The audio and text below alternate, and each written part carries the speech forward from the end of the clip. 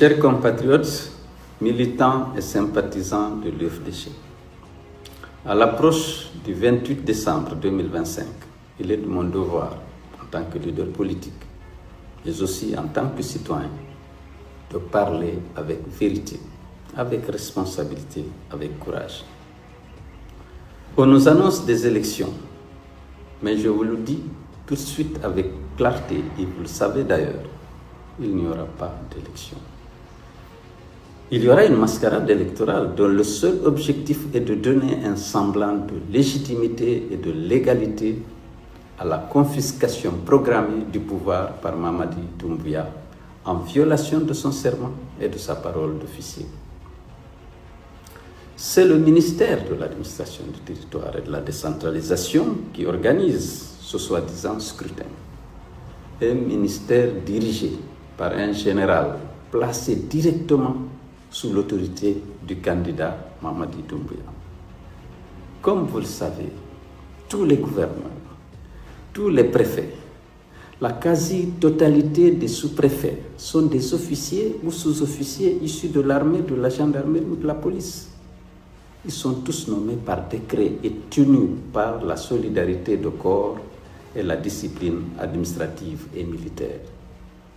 Ils seront appuyés dans cette opération par les présidents de délégations spéciales, les chefs de quartier et de district, tous nommés par les mêmes administrateurs territoriaux. Un soi-disant scrutin organisé par déjà nommé par le candidat Mamadi Doumbouya et qui plus est détient toujours le pouvoir de les nommer et de les démettre, ne peut pas être une élection. L'UFDG ne participera pas à cette mascarade ni directement ni indirectement. Elle ne soutiendra aucun candidat qui prend part à ce deuxième coup d'État orchestré par Mamadi Doumbouya contre le peuple de Guinée et sa souveraineté.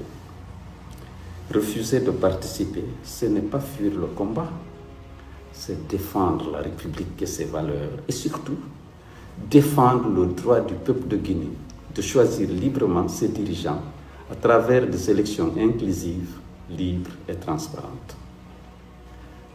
Refuser de prendre part à cette mascarade électorale dont les résultats sont connus d'avance, c'est aussi et surtout refuser la continuation d'une gouvernance mortifère marquée par des violations massives et récurrentes des droits de l'homme et des libertés publiques.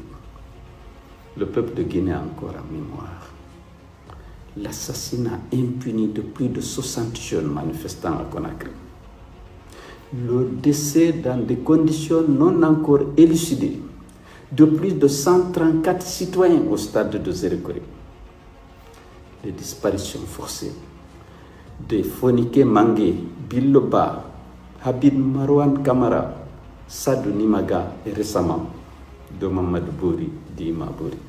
La mort suspecte en détention du général Sadiba Koulibaly, du colonel Célestin Kalivogui et du docteur Diobaté.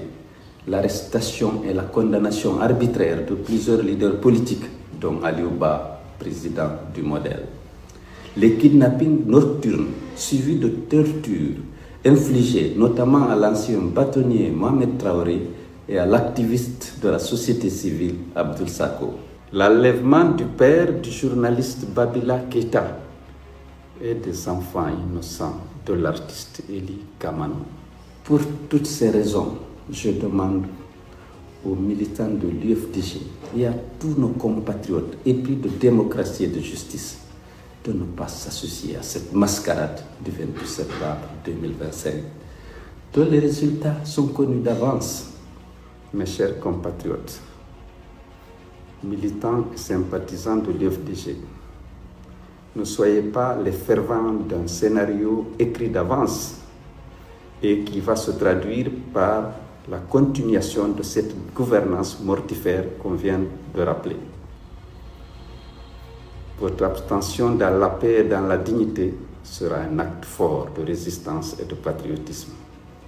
La Guinée mérite mieux et elle mérite d'être dirigée par des institutions fortes, des hommes intègres issue d'élections inclusives, libres et transparentes. Je vous le promets fermement, l'UFDG restera aux côtés du peuple de Guinée pour poursuivre ce combat exaltant jusqu'au triomphe de la démocratie et de l'état de droit dans notre pays.